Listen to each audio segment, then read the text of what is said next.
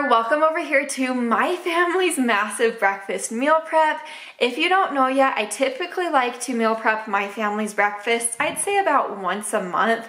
Of course, I'm not perfect, I don't always do it, and it doesn't carry us all throughout the month, but it does carry us through a larger part of the month. If I don't meal prep breakfast, I'm just super busy throughout the day and in the morning time, so we are stuck eating cereal, which is completely fine. But when I eat cereal and my family eats cereal for breakfast, we are hungry within like 15 to 20 minutes. So I love this breakfast meal prep. All of these breakfasts are grab and go, easy to make, so I hope you enjoy it. Let's jump to my kitchen and start prepping. To get us kicked off today, we are making these healthier cake-like baked oatmeal bars, and they're by far the best oatmeal bars I've ever had. So in this bowl, I added 1 1/4 cups of whole wheat flour and old-fashioned oats. Next, a 1.5 teaspoons of baking powder and a 1/2 teaspoon of baking soda. Then just a little dash of salt, and then I mixed these dry ingredients together, and then I set them to the side.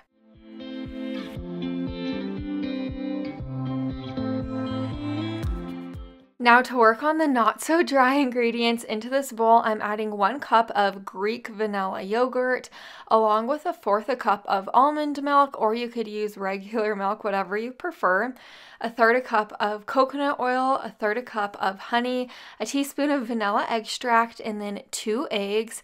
You are going to whisk this mixture all together until it's smooth.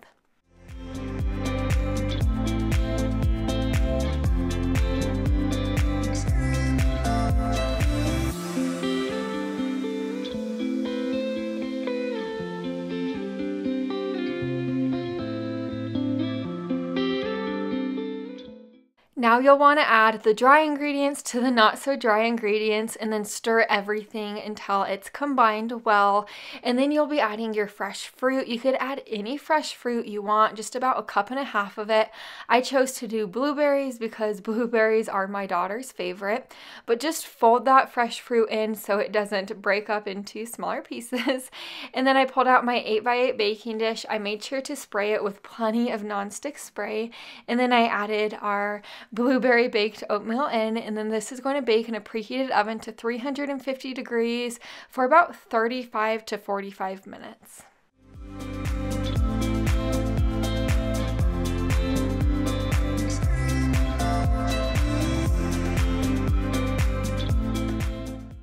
Here's my blueberry baked oatmeal out of the oven. I feel like you need to give this recipe a shot because you will love it and probably make it weekly, but we like to eat our oatmeal bars in a bowl with a little bit of milk over the top and maple syrup. It is so good like that, but to keep these, I just put them in a Ziploc bag and then I store them in the fridge. If we don't eat them within a couple days, I just stick them in my freezer and then I place them in my microwave to warm them up. Now we're making these everything bagel sandwiches. To get this one started, we are going to begin on the bacon.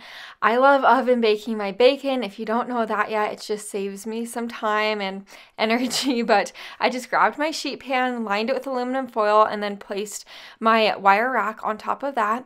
And now I'm just lining my bacon on my sheet pan. I actually had more bacon than what my sheet pan was able to hold. So I tried this new trick I found on the internet. You kind of twist your bacon up just like this and then place it on the sheet pan, and I wanted to see how it would bake in the oven, and surprisingly I actually liked the bacon that I twisted better than the wire rack bacon. I know that sounds crazy, but I just thought it came out so much more crispy and chewy at the same time. But I just baked them in a preheated oven to 400 degrees for about 20 to 30 minutes. I did flip them at the halfway mark through baking.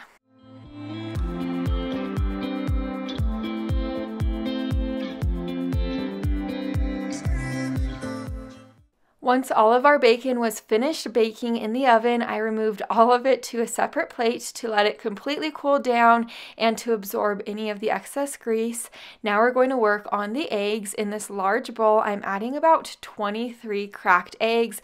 I'm actually making the scrambled eggs for these breakfast sandwiches along with the breakfast burritos that we will be making in a moment. So to the eggs, I added 1/2 cup of milk with a dash of salt and pepper. You could add any other seasonings at this point to your eggs that you enjoy. Whisk these eggs all together.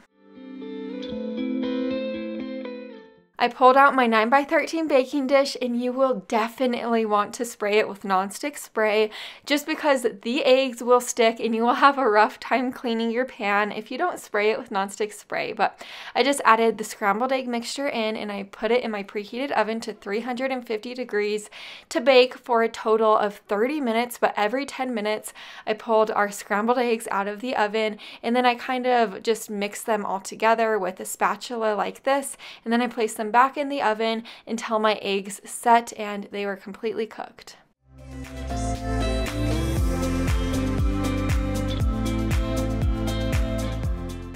After my eggs were set and completely cooked, I let them cool down before I assembled our bagel sandwiches. So I'm just using these everything bagel thins.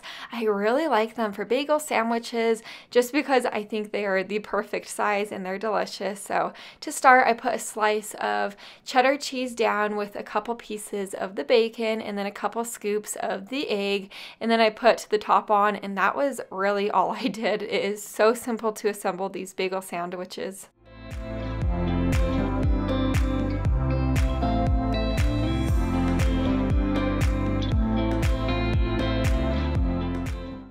One thing you definitely want to make sure you do is put a tight layer of cling wrap around each of the bagel sandwiches, just because if you don't do this, your egg will fall out and it will kind of be a mess. So I'm just putting a tight layer around each sandwich now. After I'm finished with that, I'm going to put all of my bagel sandwiches in a large gallon-sized Ziploc bag, and then to reheat them, I just place each of them on a plate in my microwave, and they stay good in my fridge up to a few days, or I just put them in my freezer after the few days if we don't eat them. I feel like I can't do a breakfast meal prep without making breakfast burritos. I grew up on breakfast burritos. They're one of my all-time favorite breakfast foods. So for the hash browns, I'm actually trying these golden thinner sized tater tots today. I've never done that before. This was my first time ever doing it, but I wanted to try it other than doing hash browns, and they actually turned out quite well. I just put them in my air fryer to bake, and I just pressed the French fry button, but you could bake yours in the oven. And then after they were finished, I placed them on a plate lined with paper towels to let them completely cool down. For the meat part of your breakfast burritos, you could really do anything. You could do ham, you could do bacon, or you could make them vegetarian and just do a bunch of sauteed veggies, but I chose to do sausage today. So I cooked up my sausage, drained the grease, and then I let it completely cool down. Now onto my tortilla, I'm just going to be assembling my burritos. So with some of the scrambled eggs that we cooked up earlier when we made the breakfast sandwiches, I added them to my tortilla along with a little bit of the sausage, hash browns, and cheese. Then I tried to roll them up to the best of my ability.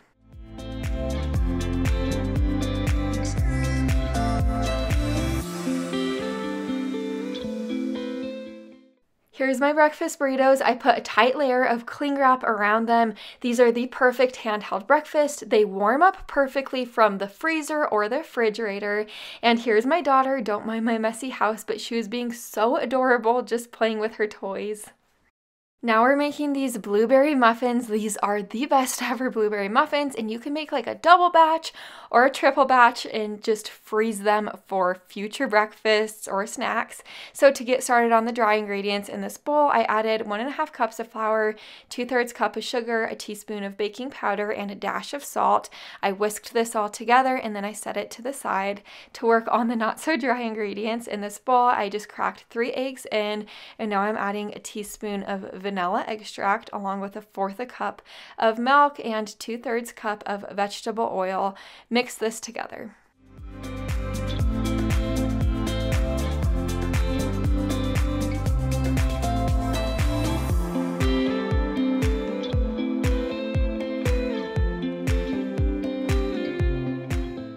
After I added the dry ingredients into our bowl, I mixed it all together with my electric mixer, and now that it is smooth, I'm going to be adding 1.5 cups of fresh blueberries in, or you could add any type of berry like strawberries or raspberries, and then I'm going to be folding this all together.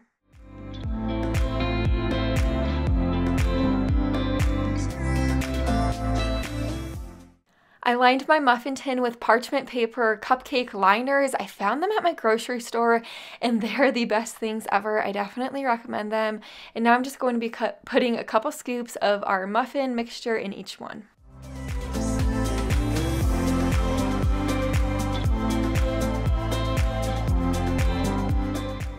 After I set my muffin tin to the side, I'm going to be working on the streusel now. The streusel is optional, you don't have to do it, but I love it. So in this little bowl, I added 1 tablespoon of butter. You definitely want your butter melted. Mine wasn't quite melted, but make sure yours is melted. 3 tablespoons of flour, a tablespoon of brown sugar, and a teaspoon of cinnamon. I mixed it all together until it looked something like this. Now I'm going to be sprinkling it over the top of the muffin dough, and then I'm going to bake this on 325 degrees for about 30 to 40 minutes or until your muffins are set in the center. Your muffins should be looking something like this once they're out of the oven. They are seriously so good. Probably the best blueberry muffins I've ever had. They are nice and fluffy in the center. We actually devoured these within the first couple of days when I made them. I should have made a double or a triple batch. These yogurt parfaits are the most simple thing ever to make. So to get started, I'm just using my mason jars. You don't have to use mason jars. You could use Tupperware containers or you could use cups, whatever you want to use. And then in my bowls, I have a bunch of vanilla Greek yogurt. I chopped up strawberries, and then I'm using this granola. I just got this granola from Costco. It's super duper good. So what I'm doing is putting a couple scoops of our yogurt on the bottom of my mason jar, and then a little bit of the strawberries, more yogurt, and then on the very top I put a little bit more strawberries with the granola. I do want to let you know I did put the granola on the top just to show you what it's like, but of course it will get soggy in the fridge if you leave it in there after a day or two. So if you want to, you could add the granola at the very end right before you eat it. But like I said, I was just wanting to show you what the finished product would look like, so that's why I added my granola now.